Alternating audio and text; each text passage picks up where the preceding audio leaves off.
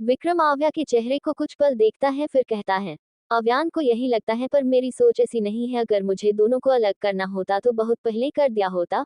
मेरी भी एक बेटी है, उस दिन एयरपोर्ट पर मेरी बेटी थी। अगर मैं उस वक्त तुम लोगों को बता देता तो विनी को पता चल जाता कि जिसे वह अपनी माँ मान रही है वह असल में उसकी माँ नहीं है। आव्या विक्रम की बातों पर विश्वास नहीं कर पा रही थी। आव्या शक की निगाहों से अब भी विक्रम को देख रही थी। हालांकि उसे विक्रम के बारे में ध्रुवंश और श्रेष्ठा ने बता दिया था, उसे ये जानकर विक्रम के लिए बुरा भी लगा था। पर विक्रम के एक्सप्लेनेशन से वह बिल्कुल भी संतुष्ट नहीं थी।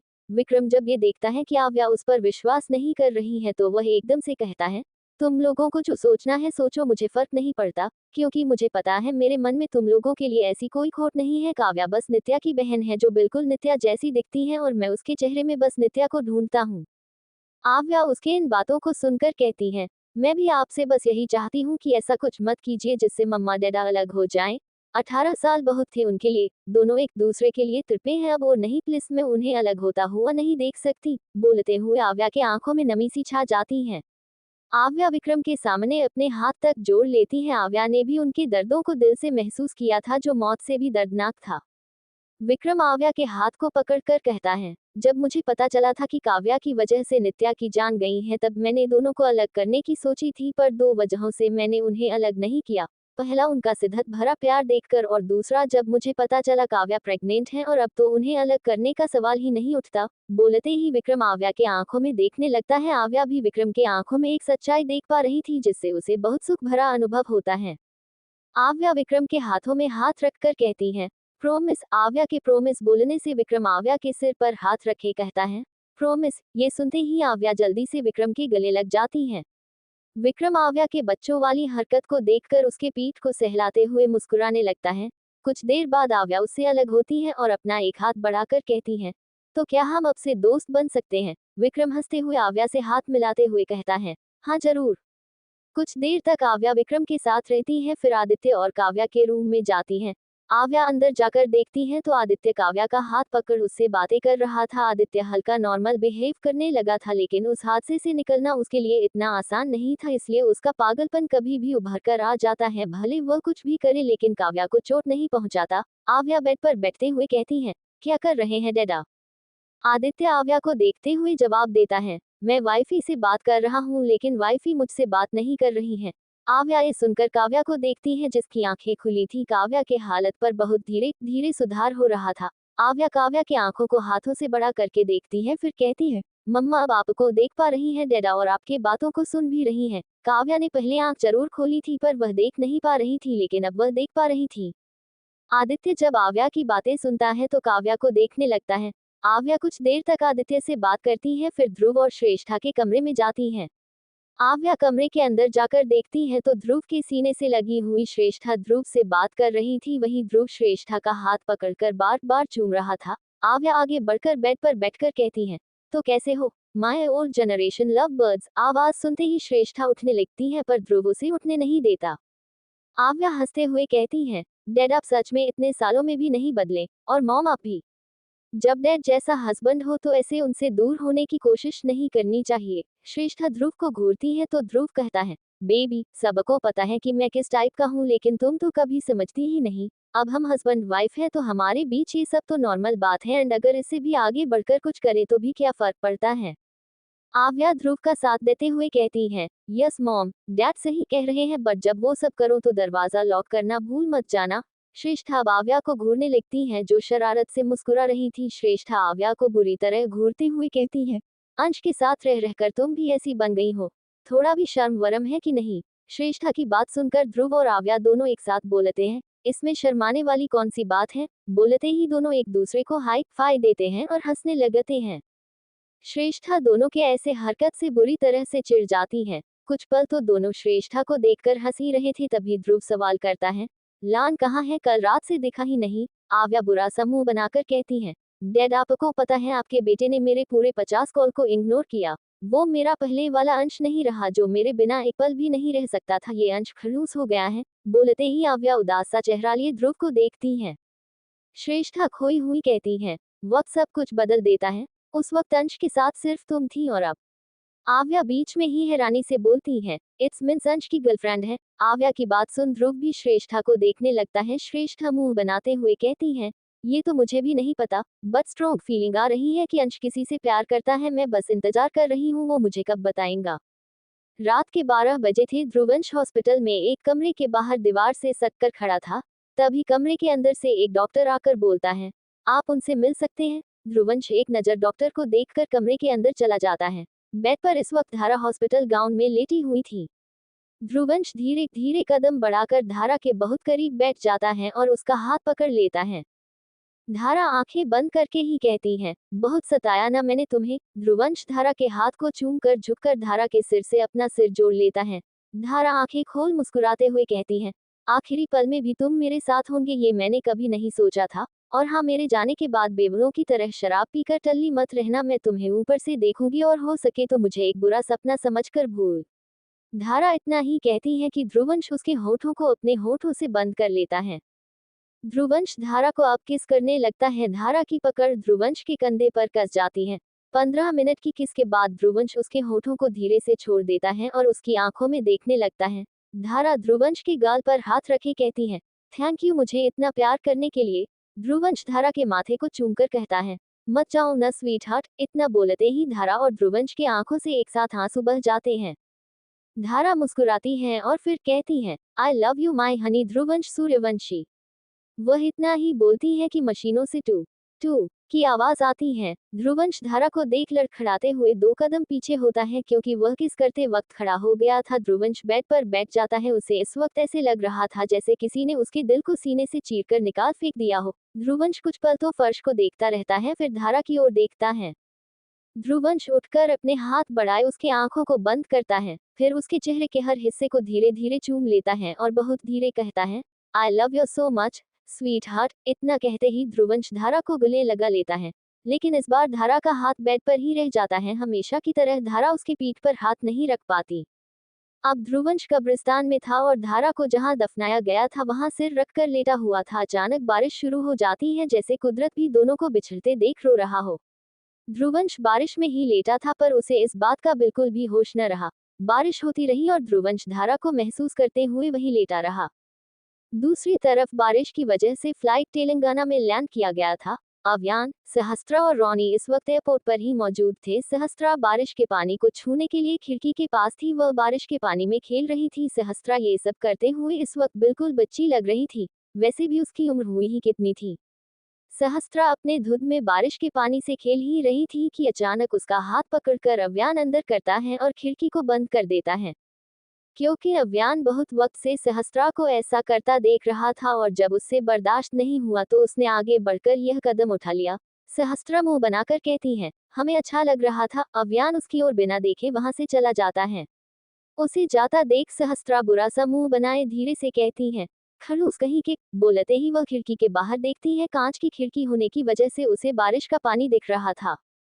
सहस्त्रा फिर से बारिश के पानी को छूना चाहती थी, पर वह जानती थी कि अगर उसने ऐसा किया तो अव्यान कुछ भी कर सकता है। इसलिए वह एक नजर खिड़की की ओर देखकर बेंच पर निराशा से बैठ जाती है। कुछ देर बाद रॉनी सहस्त्रा की ओर खाना बढ़ाते हुए कहता है, भाभी खाना। सहस्त्रा नाराजगी से जवाब देती है, हमें नहीं खाना। बोलते ही वह मुंह फेर लेती है। रॉनी सहस्त्रा को देखता है, फिर एक और देखते हुए आवाज देता है, अव्यान। अव्यान। सुनते ही सहस्त्रा तुरंत रॉनी का लाया खाना पकड़ लेती है और खोलकर खाने लगती है। रॉनी मुस्कुराते हुए सहस्त्रा को देखता है। कुछ देर बाद बारिश पूरी तरह से शांत हो जाता है। 1 घंटे बाद ही फ्लाइट अपने मंजिल की ओर उड़ने लगती है। सहस्त्रा हल्की भीगी हुई होने की वजह से ठंड से कांप रही थी। उसके हाथ भी अब तक गिले थे। अव्यान एक चादर लेकर सहस्त्रा को अच्छी तरह से कवर कर लेता है। अव्यान सहस्त्रा को कवर करके जा ही रहा था कि तभी सहस्त्रा नींद में ही अव्यान का हाथ पकड़ लेती है। अव्यान पहले सहस्त्रा के हाथ को देखता है, फिर उसके चेहरे को। सोते हुए सहस्त्रा का चेहरा बिल्कुल मासूम बच्ची जैसा लग रहा था। अव्यान धीरे से सहस्त्रा के हाथ से अपने हाथ को छुड़ाता है और वहां से चला जाता है। अव्यान के आते ही रॉनी फोन को देखते हुए कहता है, ध्रुवंश जिससे प्यार करता है आज ही उसकी कैंसर से डेथ हो गई और ध्रुवंश इस वक्त उसके दफनाए जगह पर है। रॉनी की बात सुनकर अव्यान प्लेन से टिककर खड़ा होकर आंखें बंद कर लेता है। I hope you all like my story. Note, आज का चैप्टर लिखते वक्त आंखों से आंसू बहते रहे। ये जरूरी नहीं कि हर किसी को ये मेरी प्लॉट पसंद आए, लेकिन अगर धारा रहती तो उनकी लव स्टोरी बहुत बोरिंग होती, और सबको पता है कि मैं जो करती हूँ उसके पीछे कुछ रीजन होते हैं। काजल ध्रुवंश के टाइप की नहीं है, ध्रुवंश के लिए उसे टक्कर देने वाली आएंगी जैसे ध्रुव के लिए श्रेष्ठ आई थी। विक्रम, नित्या यानी काव्या के मौसी की बेटी का पति है। नित्या बिल्कुल काव्या जैसी दिखती थी। सितारा अव्यान की दीवानी है। याद होगा जब विनी की शादी हो रही थी तो मैंने उसे दिखाया था, तब आप सबने कहा था कि हमें कोई सितारा नितारा नहीं चाहिए बल्कि प्रणया चाहिए। आज चैप्टर बहुत छोटा था, कल बड़ा वाला चैप्टर दूंगी। एंड वोट दो यार, आपको कौन सी जोड़ी ज्यादा पसंद है? एक अव्यान एंड सहस्त्र, 2 आव्या एंड रूडर। सुबह आव्या हॉस्पिटल के लिए पूरी तरह से रेडी थी। वह अपना बैग उठाती है और जल्दी से दरवाजे से बाहर निकलने वाली होती है, तभी वह ध्रुवंश को दरवाजे पर खड़े देखती है जिसके शर्ट और पैंट पर मिट्टी लगी हुई थी। आव्या ध्रुवंश को ऊपर से नीचे तक देखकर कुछ बोलने ही वाली होती है कि उसे याद आता है कि ध्रुवंश उसे 2 दिन से इग्नोर कर रहा था। उसे जैसे ही यह याद आता है, आव्या साइड से ध्रुवंश को इग्नोर करके निकल जाती है। ध्रुवंश अब तक आव्या को देख रहा था, लेकिन जब वह साइड से होकर निकल गई तो ध्रुवंश ने पीछे मुड़कर नहीं देखा। आव्या भले साइड से निकल चुकी थी, लेकिन वह पीछे मुड़कर ध्रुवंश को देखती है। जब वह देखती है कि ध्रुवंश उसे पीछे मुड़कर नहीं देख रहा है तो उसे लगा ध्रुवंश अब भी उसे इग्नोर कर रहा है, लेकिन उसे क्या पता कि ध्रुवंश तो अपने प्यार के गम में डूबा हुआ है। ये सोचकर कि ध्रुवंश उसे इग्नोर कर रहा है, आव्या भी मुड़कर जाते हुए कहती है, करो इग्नोर, मैं भी बात नहीं करने वाली। बोलते हुए आव्या आगे बढ़ जाती है। ध्रुवंश अपने में खोया हुआ सीधे अंदर चला जाता है। श्रेष्ठा उसे ऐसा देख दूर से ही कहती है, अंश ये क्या हालत बना रखी है तुमने अपनी? श्रेष्ठा बोलती तो है, लेकिन उसके सवाल का ध्रुवंश पर कोई असर नहीं होता। वह सीधा अपने कमरे की ओर बढ़ जाता है। दर्श भी ध्रुवंश को ऐसा देख श्रेष्ठा को देखने लगता है। श्रेष्ठा भी दर्श को देखती है। ध्रुवंश अंदर जाकर वॉशरूम में जाता है और शोभा के नीचे आंख बंद करके खड़ा हो जाता है। अव्यान, सहस्त्रा और रॉनी भी सक्सेना हाउस पहुंचते हैं। सहस्त्रा कार से निकलकर घर को मुस्कुराते हुए देखने लगती हैं। सहस्त्रा को अब अव्यान, परिवार और इस घर से आदत सी हो गई थी, जिससे वह यहाँ आने से बहुत खुश थी। अव्यान कार से निकलकर सीधे अंदर जाता है। सहस्त्रा उसे जाता देख निराशा से अपने कदम बढ़ाती है, क्योंकि उसे लगा था अव्यान जैसे वहां उसका हाथ पकड़कर आगे बढ़ रहा था वह अब भी करेगा, लेकिन अव्यान तो अब सहस्त्रा से वैसी ही हरकत करने लगा था। सहस्त्रा अव्यान के पीछे पीछे जाती है तो देखती है अव्यान अपने कमरे की बजाय गेस्ट रूम में चला गया, जहां वह तब से रहता आया है जब से सहस्त्रा आई है। पति पत्नी होने के बावजूद दोनों अलग अलग कमरे में रहते हैं। सहस्त्रा ये देखकर और ज्यादा मायूस हो जाती है और अपने कमरे की ओर बढ़ जाती है। दूसरी तरफ आव्या हॉस्पिटल पहुंचते ही अपने केबिन में जाती है तो आशा को वहां पाती है। आशा चेयर पर बैठी थी। आव्या के आते ही वह उठकर खड़ी होती है। आव्या आगे बढ़कर अपने चेयर पर बैठकर कहती है, क्या हुआ तुम सुबह सुबह यहाँ? आशा कुछ पल के लिए अपना सिर झुकाती है और फिर आव्या को देखते हुए कहती है, हाँ, मुझे हॉस्पिटल से निकाल दिया तो सोचा एक बार आपसे मिलती चलूं और सॉरी भी बोल दूं। आव्या को एंगेजमेंट की रात जो हुआ था उसे कुछ पता नहीं था, इसलिए वह असमंजस में आशा को देखते हुए कहती है, निकाल दिया किसने और क्यों, और सॉरी किस लिए? आशा शर्मिंदगी के साथ जवाब देती है, एंगेजमेंट के वक्त जो आपके साथ हरकत हुई उसकी जिम्मेदार मेरा भाई है, तो इसलिए आपके भाई ने मुझे यहाँ से निकाल दिया और शायद अब मुझे कभी कहीं भी जॉब नहीं मिलेगी। और तो और मेरी एंगेजमेंट भी टूट गई। सब कुछ मेरे भाई की हरकतों की वजह से हुआ है। बोलते ही आशा रोने लगती है। आव्या अब तक उस रात के बारे में सोच रही थी, क्योंकि उसे सारी चीजें धुंधली याद थी। फिर जैसे ही आशा का रोना शुरू होता है आव्या का ध्यान उसकी ओर चला जाता है। आव्या उसकी ओर पानी बढ़ाए हुए कहती है, तुम रो क्यों रही हो? मैं हूं ना, मैं बात करती हूँ भाई से, और वैसे भी इन सब में तुम्हारी क्या गलती है? जिसको सजा मिलनी थी उसे मिल चुकी है। आशा पानी लेकर थैंक यू कहती है और पीने लगती है। आव्या फोन उठाकर दूसरी तरफ जाकर अव्यान को कॉल करने लगती है, पर अव्यान कॉल रिसीव नहीं करता। आव्या रोनी को भी कॉल करती है, पर वह भी कॉल रिसीव नहीं करता। आव्या कुछ सोचते हुए सहस्त्रा को कॉल करने लगती है। कुछ रिंग के बाद ही सहस्त्रा कॉल रिसीव करती है। कॉल रिसीव होते ही आव्या कहती है, थैंक गॉड भाभी आपने कॉल रिसीव किया, आप तमिलनाडु से आ गई ना? सहस्त्रा हाँ में जवाब देती है। आव्या जल्दी से कहती है, भाभी अगर भाई घर में हैं तो प्लीज उन्हें फोन दीजिए ना, हमें उनसे बात करनी है, पर वो मेरा कॉल रिसीव भी नहीं कर रहे हैं। जैसे ही सहस्त्रा ये सुनती है तो नर्वस हो जाती है। अव्यान के पास जाकर उसे फोन देना उसके लिए बहुत मुश्किल भरा काम था, पर वह आव्या को ऐसे निराश नहीं कर सकती थी, इसलिए ठीक है बोल वह कमरे से निकल जाती है। आव्या अब तक कॉल पर ही थी। सहस्त्रा जैसे जैसे आगे कदम बढ़ा रही थी उसकी नर्वसनेस बढ़ती ही जा रही थी।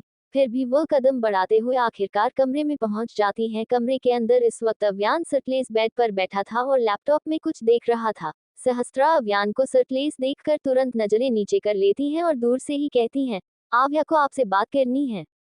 वैसे तो आव्या सहस्त्रा से उम्र में बड़ी थी, लेकिन आव्या ने सहस्त्रा को अपने नाम से बुलाने के लिए कहा था। अव्यान सहस्त्रा को देखता है जिसकी नजरें झुकी हुई थी। ये देखकर अव्यान फिर से लैपटॉप पर कुछ करने लगता है। अव्यान का ऐसा चुप रहना सहस्त्रा को समझ नहीं आता कि अव्यान का जवाब हाँ है या नहीं। वह एक नजर अव्यान को देखती है, फिर एक नजर फोन हो। सहस्त्रा कुछ सोचकर नीचे नजरें किए अव्यान के पास जाकर खड़ी हो जाती है। सहस्त्रा अव्यान की ओर फोन बढ़ा देती है। अव्यान बिना देखे फोन को पकड़कर कान में लगा देता है। आव्या जो अब तक शांत थी वह अव्यान से आशा के जॉब के लिए बात करती है। वही सहस्त्रा अव्यान के पास खड़ी थी, जिससे न चाहते हुए भी उसकी नजर बार बार अव्यान के सर्टलेस बदन पर जा रही थी। उसकी परफेक्ट 8 पैक वाली बॉडी सहस्त्रा को लुभा रही थी।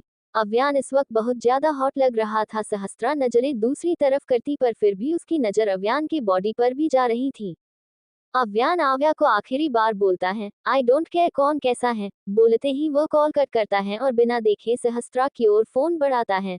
सहस्त्रा अव्यान की बॉडी में पूरी खोई हुई फोन को लेने के लिए हाथ बढ़ाती है। वह बस फोन को टच करती है कि तभी अव्यान फोन छोड़ देता है। उसके फोन छोड़ते ही और सहस्त्रा के न पकड़ने से फोन नीचे गिर जाता है, जिसके आवाज से अव्यान तुरंत सहस्त्रा को देखता है। वही सहस्त्रा का ध्यान भी उसकी बॉडी से अव्यान की ओर चला जाता है, जो उसे ही देख रहा था। अव्यान सहस्त्रा को देखकर खुद को देखता है। सहस्त्रा जब ये देखती है तो हड़बड़ाते हुए कहती है, हमने कुछ नहीं देखा। अव्यान सहस्त्रा को अजीब तरह से घूरने लगता है। सहस्त्रा जल्दी से फोन उठाकर उठने वाली होती है, पर जल्दी जल्दी में उसका पैर फंस जाता है और वह सीधे अव्यान के ऊपर गिर जाती है। सहस्त्रा के अचानक गिरने से अव्यान भी खुद संभल नहीं पाता और सीधे बेड पर लेट जाता है। सहस्त्रा भी उसके ऊपर आ जाती है।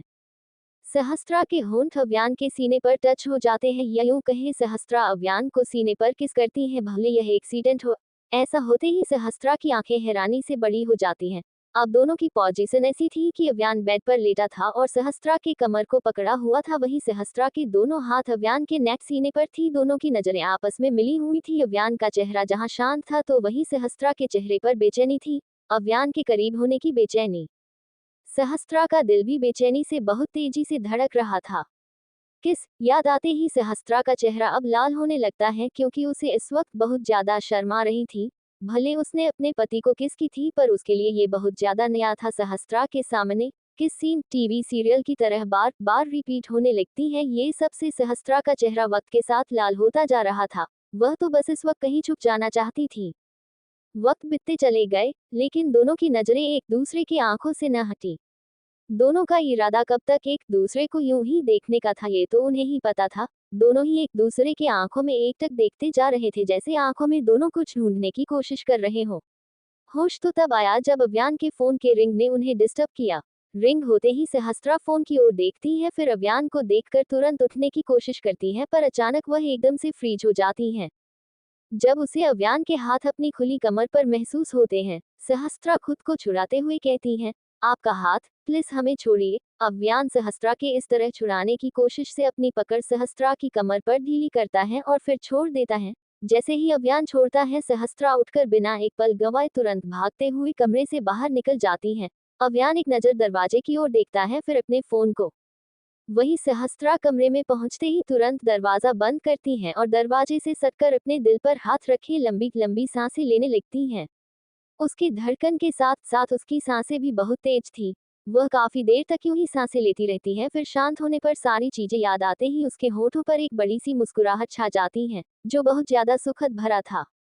हॉस्पिटल। अव्यान के सख्ती मना करने से आव्या भी आशा को जॉब में वापस नहीं बुला सकती थी। आशा आव्या से माफी मांगकर वहां से चली जाती है। उसके जाते ही आव्या अपने सिर पर उंगली दबाते हुए उस रात के बारे में सोचने लगती है। उसे याद था कि किसी ने उसके जूस पर नशे की दवाई मिलाई थी। उसे वॉशरूम से दो लोग उठा कर गए। एक लड़के ने उसके साथ जबरदस्ती करने की कोशिश की। उसका चेहरा आव्या को साफ दिख रहा था। विवान ने आकर उसे बचाया और भागने के लिए उसे कहा। आव्या किसी के बाहों में गिरी, यह उसे याद था, पर उसका चेहरा उसे उसका चेहरा बिल्कुल भी याद नहीं था। उसने आव्या से जबरदस्ती करने वाले इंसान को मारा, ये भी आव्या को याद था। उसके बाद जो आव्या ने नशा में हरकत की, वो सारी चीजें आव्या को बहुत धुंधली याद थी। अब बस उसके मन में एक ही सवाल था, आखिर वो कौन था जिसने आव्या के लिए उस इंसान की जान ले ली? आखिर वो कौन था जिसने आव्या की हरकतों को झेला? आव्या बस सवाल में डूबी रही, पर उसे कोई जवाब न मिला।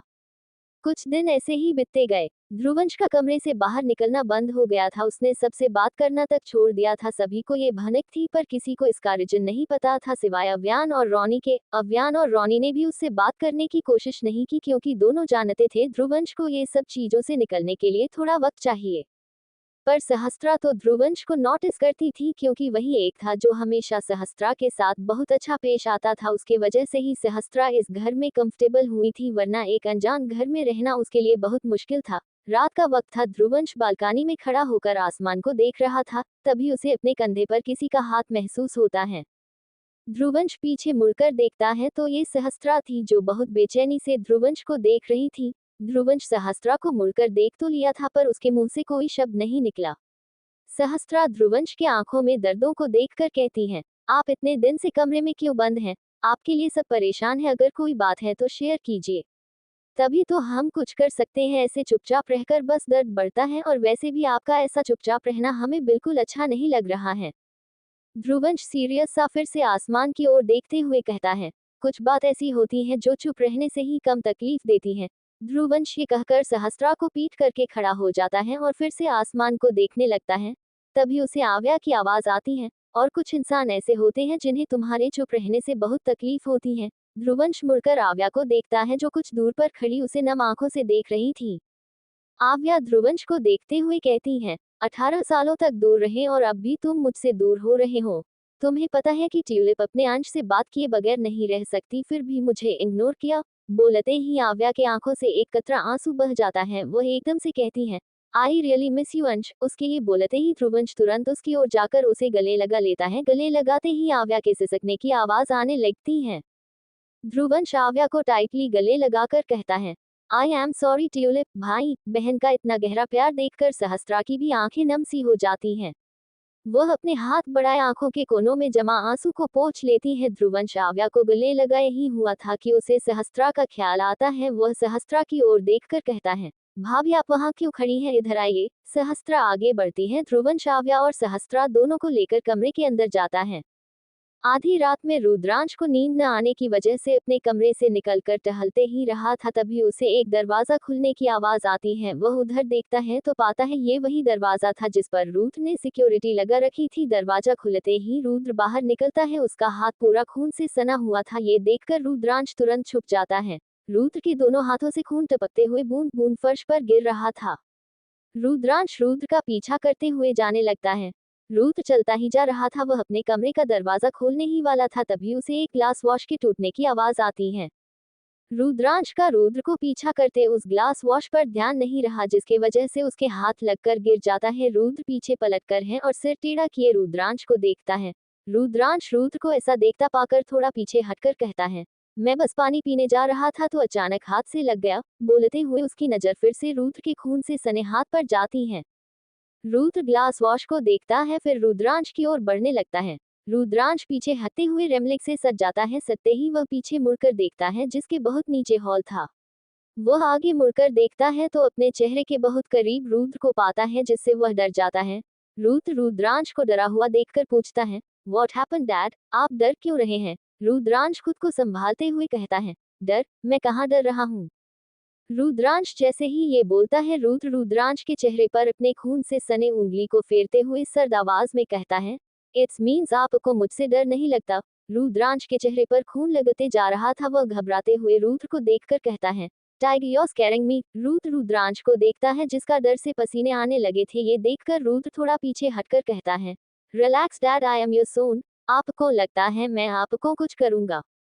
रुद्रांश अपने डर को काबू करता है और रुद्र के हाथ को देखते हुए कहता है, ये खून? बोलते ही रुद्रांश रुद्र को देखता है। रुद्र अपने खून से सने हाथ को देखता है, फिर अपने हाथ को सूंघते हुए कहता है, ये इंसान का ताजा खून है एंड आई लाइक इट। ये सुनकर रुद्रांश के रोगटे खड़े हो जाते हैं। वह हकलाते हुए कहता है, इन इंसान का खून है मतलब? क्या तुम इंसान नहीं हो? रुद्र तुरंत जवाब देता है, no. I hope you all like my story. Note: Dhruvansh अपने प्यार को जलते हुए नहीं देख सकता था, इसलिए उसने उसे दफनाया था।